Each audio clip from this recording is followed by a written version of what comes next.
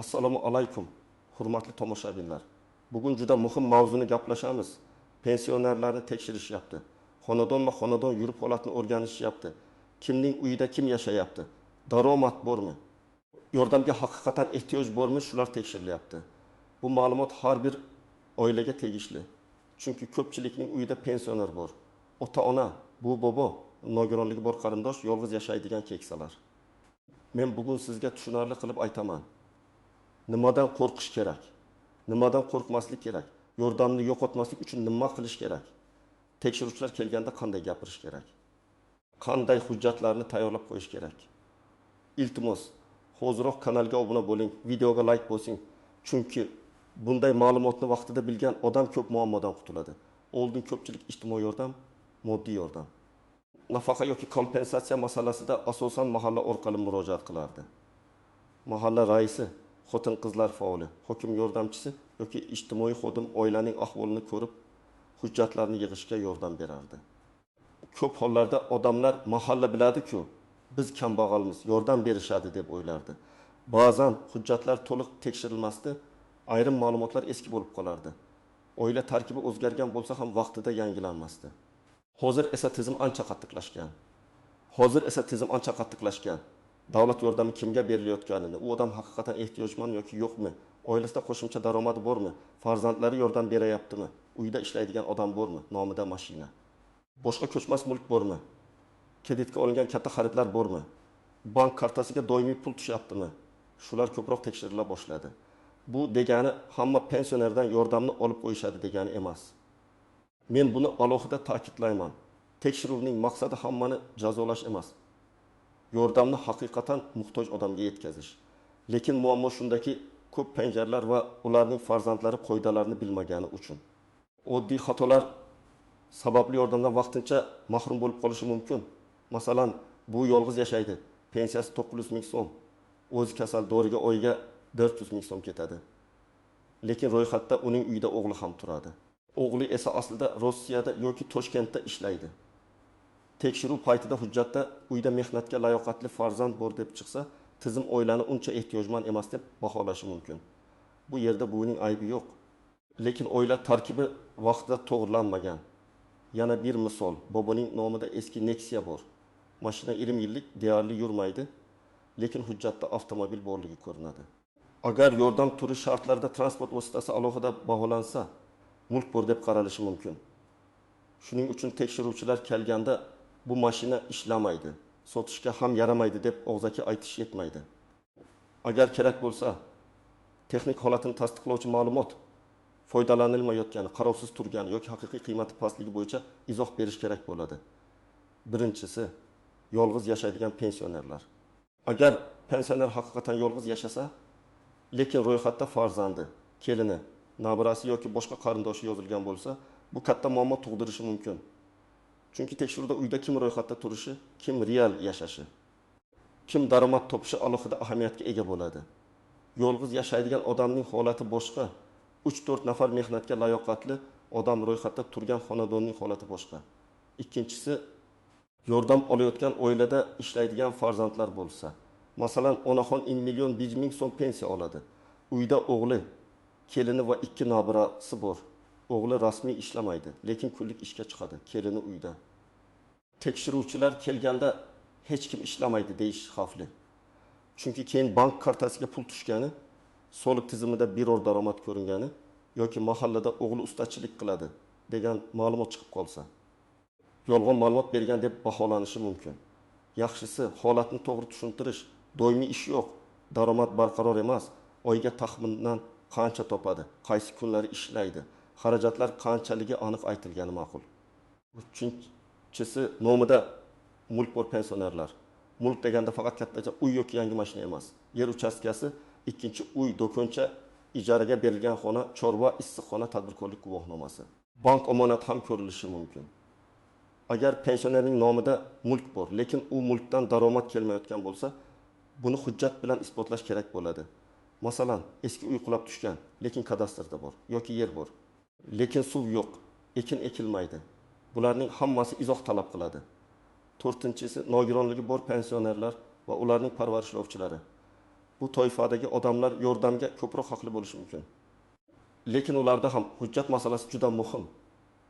Nogironlik guruhi muddati o'tib ketmaganmi? Tibbiy xulosa yangimi? Parvarishga muhtojligi ko'rsatilganmi? Dorilar uchun xarajatlar bormi? Shifokor ko'rigiga borilganmi? Bularni yig'ib qo'yish kerak. Beshinchisi, so'nggi vaqtda oilaviy holati o'zgarganlar. Masalan, turmush o'rtog'i vafot etgan, farzandi boshqa joyga ko'chgan, kelin ajrashib ketgan, nabiralar pensioner qaramog'ida qolgan. Uyda bemor odam paydo bo'lgan, daromad keskin kamaygan.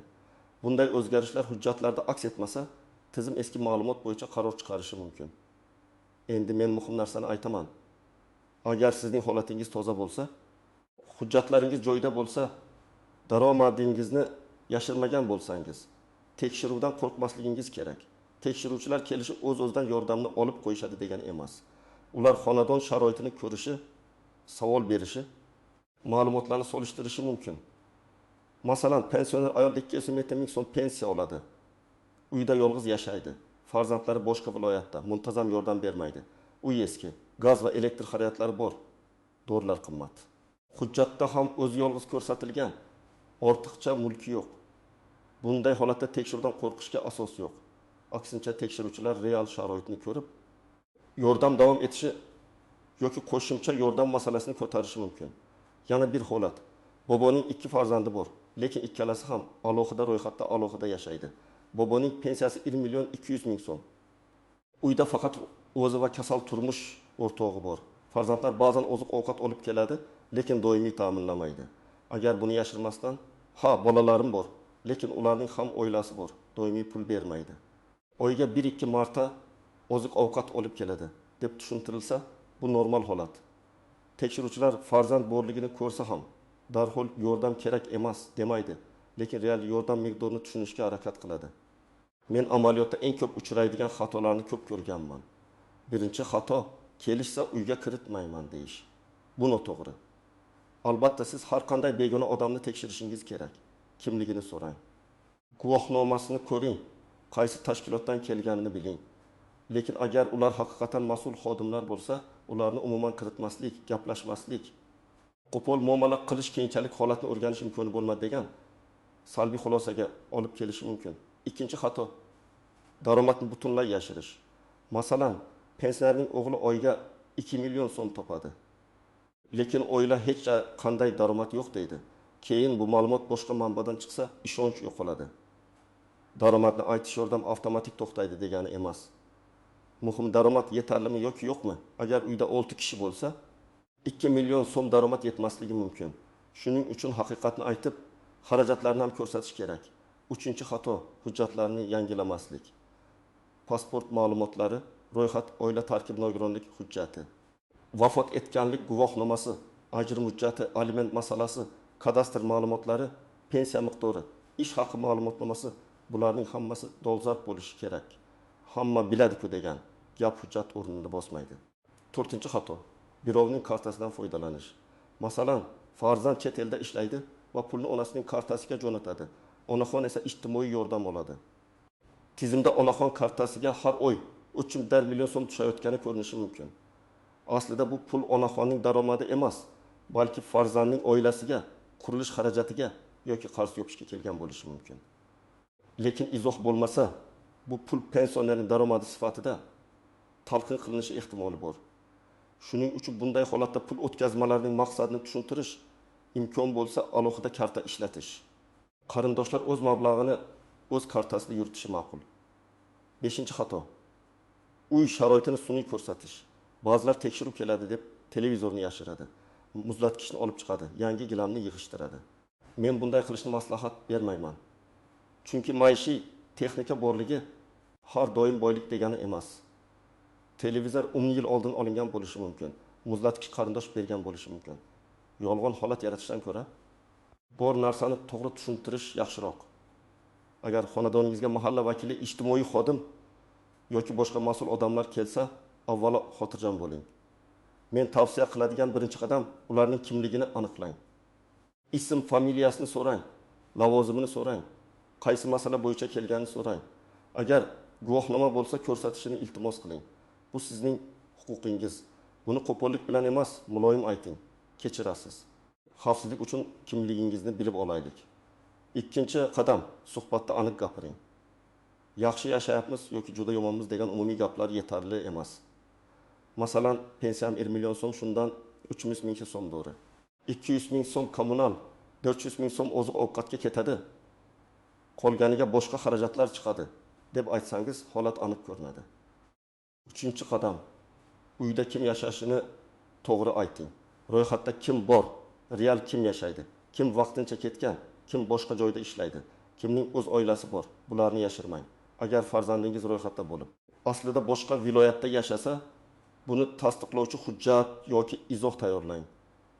Masalan, u yerda ishlash haqida ma'lumotnoma, ijara shartnomasi, vaqtincha ro'yxat, mehnat shartnomasi, o'qish joyidan ma'lumotnoma bo'lishi mumkin. 4-qadam, dalolatnoma tuzilsa o'qimasdan imzo qo'ymang. Bu juda muhim. Agar xonadon holati bo'yicha dalolatnoma yozilsa, unda nimalar yozilganini o'qing. Uyda 5 kishi yashaydi deb yozilgan, aslida 3 kishi yashasa. Tuzatishni so'rang. Daromad bor deb umumiy yozilgan bo'lsa, qaysi daromad, qancha, doimiymi yoki vaqtinchalikmi, aniqlashtiring. Imzo qo'yishdan oldin izohim bor deyishga haqlisiz. 5-qadam. Agar biror ma'lumot noto'g'ri yozilgan bo'lsa, darhol e'tiroz bildiring. Men bunga qo'shilmayman, chunki o'g'lim bu uyda yashamaydi yoki bu mashina ishlamaydi, texnik holati yomon deb yozdiring. Keyin men aytgandim deyish qiyin bo'ladi. Shuning uchun o'sha paytning o'zida izoh qoldirish kerak. Men har bir pensioner oilasiga alohida papka tayyorlab qo'yishni maslahat beraman. Bu papkada asosiy hujjatlar bo'lsin. Birinchisi, pasport yoki ID karta nusxasi. Ikkinchisi, pensiya miqdorini ko'rsatuvchi ma'lumot. Uchinchisi esa oila tarkibi haqida ma'lumot. To'rtinchisi, uyda yashovchilarning hujjatlari. Beshinchisi, nogironlik bo'lsa, tibbiy mehnat ekspert komissiyasi hujjatlari yoki tegishli tibbiy xulosalar. Agar dori-darmon xarajatlari katta bo'lsa, retseptlar, shifokor xulosasi, dorixona cheklari bo'lsa juda yaxshi. Ko'pchilik cheklarni tashlab yuboradi. Keyin doriga ko'p pul ketadi deydi. Lekin isbot yo'q. Oyiga 500 ming so'm dori oladigan pensioner uchun chek va retsept juda katta dalil. Agar uyda bemor yotsa, tibbiy xulosa, shifoxonadan chiqish varaqasi, parvarishga muhtojligi haqida ma'lumot bo'lsa, albatta saqlang. Agar pensionerning o'zi yurishga qiynalsa, poliklinika shifokoridan holati bo'yicha yozma ma'lumot olishga harakat qiling. Agar farzandlar yordam bermasa yoki yordam bera olmasa, buni ham to'g'ri tushuntirish kerak. Masalan, farzandning o'zi ishsiz bo'lsa, ko'p bolali bo'lsa, aliment to'lasa, kasal bo'lsa, kredit to'lasa, bu ham ahamiyatli bo'lishi mumkin.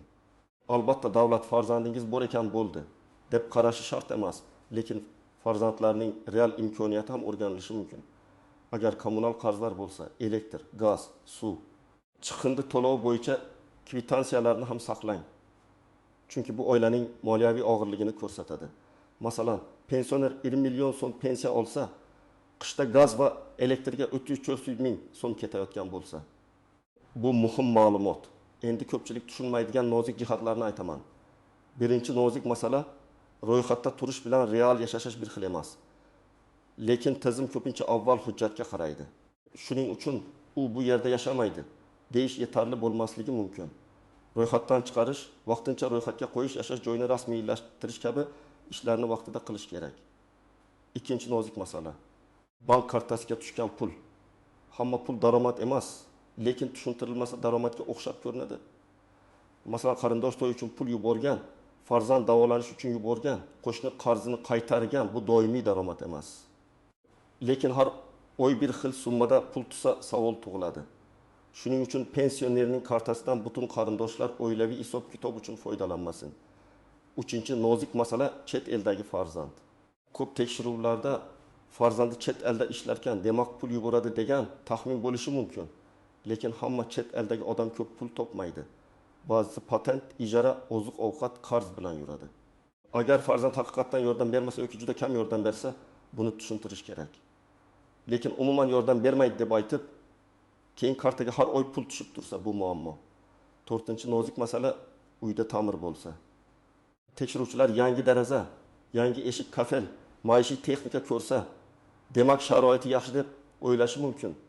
Aslida buni farzandlar bir marta yig'ilib qilib bergan bo'lishi mumkin yoki kreditga olingan bo'lishi mumkin. Shuning uchun ta'mir bo'lsa ham bu doimiy daromad bor degani emasligini tushuntirish kerak. Kredit bo'lsa, kredit shartnomasi va to'lov jadvalini ko'rsating. 5-nozik masala chorva va tomorqa. Qishloq joylarda sigir bor. Demak, daromadi bor deb qaralishi mumkin. Lekin sigir sut bersa ham yem xashaq dori parvarish xarajati bor. Tomorqa bo'lsa ham hamma tomorqa foyda bermaydi. Suv yo'q, yer sho'r. Pensionerning kuchi yetmaydi. Ishlov berishga odam yollash kerak. Bularni aniq aytish kerak. Agar tomorqadan yiliga bir marta hosil olsa, uni oyma-oy barqaror daromad deb ko'rsatish adolatli bo'lmasligi mumkin. Agar sizga yordam to'xtatildi yoki rad javobi keldi desa, vahimaga tushmang. Men birinchi navbatda rad etish sababini yozma ko'rinishda bilib olishni maslahat beraman. Og'zaki sizga chiqmaydi degan gap yetarli emas. Qaysi sabab bilan rad etildi? Daromad yuqori debmi? Oila tarkibi noto'g'ri debmi? Mulk bor debmi? Hujjat yetishmayaptimi? Tekshiruvda uyda topilmaganingiz uchunmi? Buni aniq bilish kerak. Keyin shu sababga qarab harakat qilasiz. Agar oila tarkibi noto'g'ri bo'lsa, tegishli organ orqali ro'yxat ma'lumotlarini to'g'rilaysiz. Agar daromad noto'g'ri hisoblangan bo'lsa, haqiqiy daromad bo'yicha ma'lumotnoma olasiz.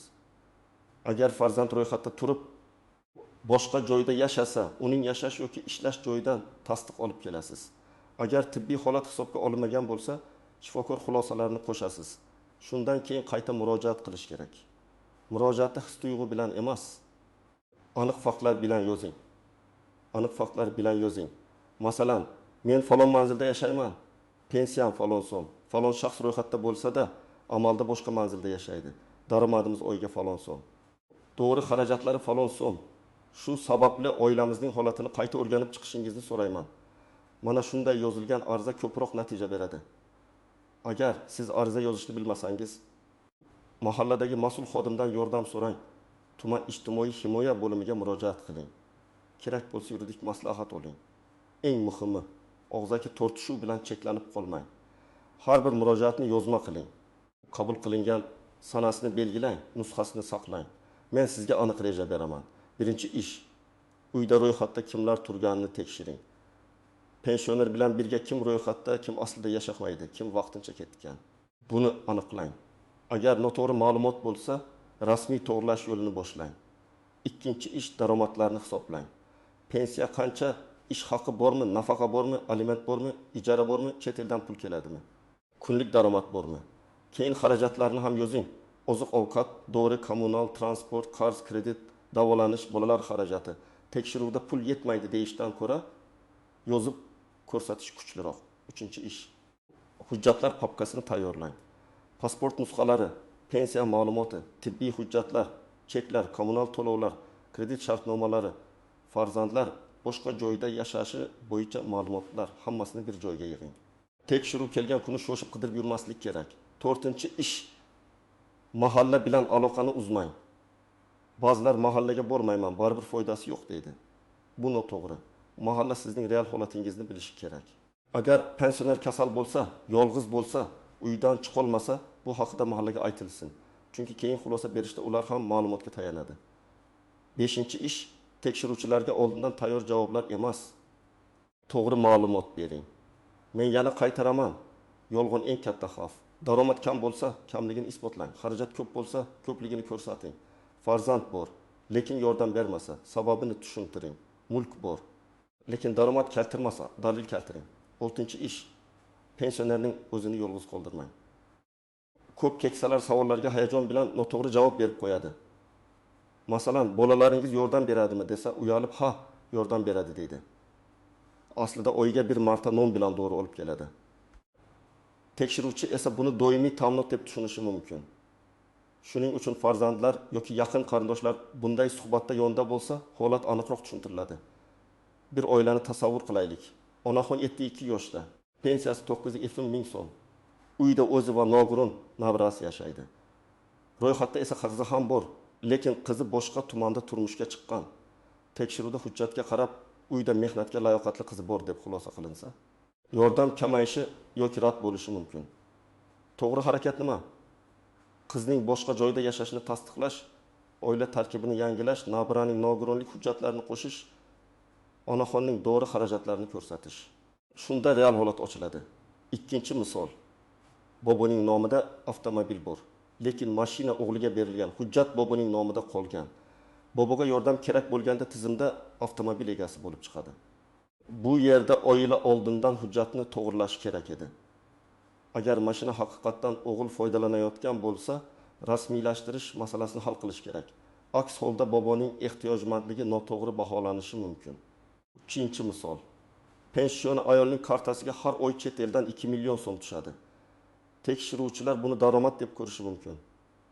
Aslida bu pul ayolning operatsiyasi uchun yig'ilayotgan pul bo'lishi mumkin. Bunday holatda tibbiy hujjatlar, davolanish xarajatlari, pulning maqsadi haqida izoh kerak. Agar hech qanday izoh bo'lmasa, yordam to'xtashi ehtimoli oshadi. 4-misol. Uyda yangi muzlatgich bor. Tekshiruvchi sharoiti yaxshi deb o'ylashi mumkin. Aslida muzlatgichning nabirasi to'yda sovg'a qilgan yoki kreditga olingan. Shuning uchun bu bor. Demak, yordam kerak emas degan xulosaga qarshi fakt bilan javob berish kerak. Pensiya miqdori, kredit to'lovi, dori xarajati, uyda nechta odam yashashi. Hurmat tomoshabinlar, pensionerlarni tekshirishayotgandan asosiy xulosa shuki, qo'rqish emas, tayyor turish kerak. Hujjatlar joyida bo'lsa, ma'lumotlar to'g'ri bo'lsa, daromad va xarajat to'g'ri bo'lsa, yordamni saqlab qolish imkoniyati yuqori bo'ladi. Eng xavfli narsalar yolg'on ma'lumot, ro'yxatdagi chalkashlik, kartaga tushgan pullarni tushuntira olmaslik. Hujjatsiz gapirish va dalolatnomani o'qimasdan imzo qo'yish. Men sizga maslahat beraman. Bugunoq pensioner ota-onangiz, buvi bobongiz hujjatlarni tekshiring.